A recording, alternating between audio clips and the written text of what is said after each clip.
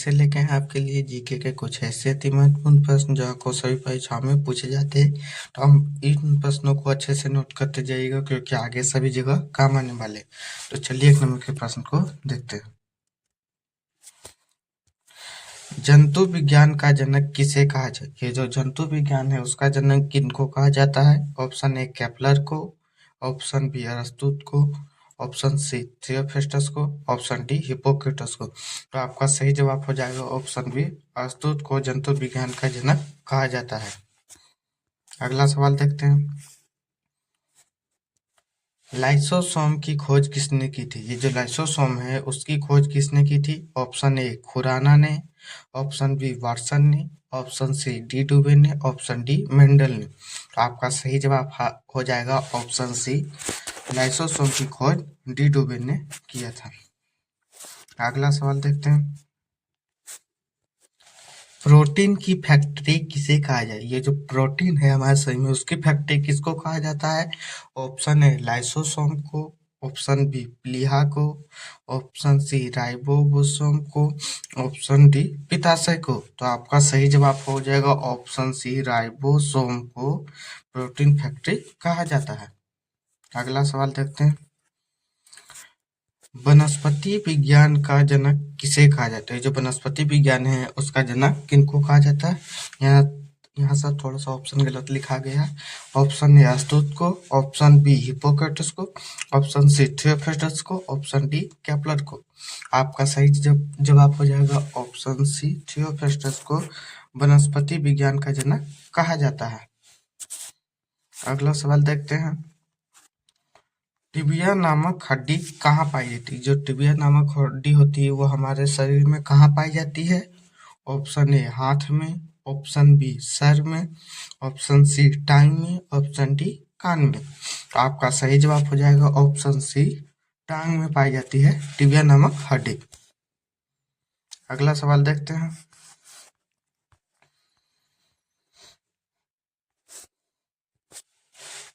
Pituitary ग्रंथि शरीर में कहाँ पाई? जो पिट्यूटरी ग्रंथि हमारे शरीर में कहाँ पाई जाती है, जिससे हम मास्टर ग्रंथि भी बोलते हैं? ऑप्शन ए मस्तिष्क में, ऑप्शन बी पैर में, ऑप्शन सी हाथ में, ऑप्शन डी कान में। तो आपका सही जवाब हो जाएगा ऑप्शन ए, मस्तिष्क में पाई जाती है पिट्यूटरी ग्रंथि, जिसे हम कहते हैं मास्टर ग्रंथि भी कहते हैं।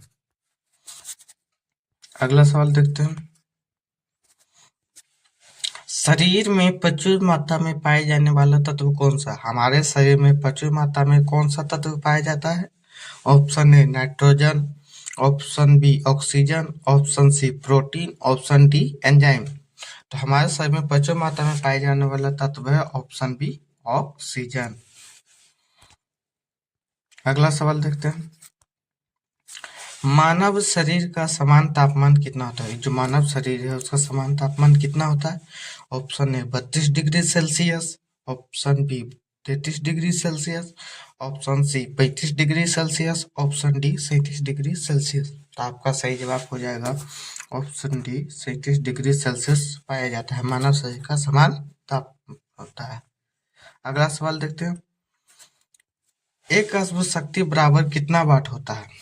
ये जो एक अश्व शक्ति जिसे हम एचपी भी बोलते हैं, हॉर्स पावर, वो कितना होता है? Option A 700 watt, option B 746 watt, option C 800 watt, option D 900 watt. तो आपका सही जवाब हो जाएगा ऑप्शन बी, 746 वाट होता है। कितना? 1 एचपी बराबर हॉर्स पावर बराबर। अगला सवाल देखते हैं। टमाटर में लाल रंग किसके कारण होता है? जो टमाटर का रंग लाल होता है वो किसके कारण होता है? ऑप्शन ए कैरोटीन के कारण, ऑप्शन बी कुरकुमिन के कारण, ऑप्शन सी लाइकोपिन के कारण, ऑप्शन डी केसिन के कारण। तो आपका सही जवाब हो जाएगा ऑप्शन सी, लाइकोपिन के कारण जो है टमाटर का रंग लाल होता है। अगला सवाल देखते हैं।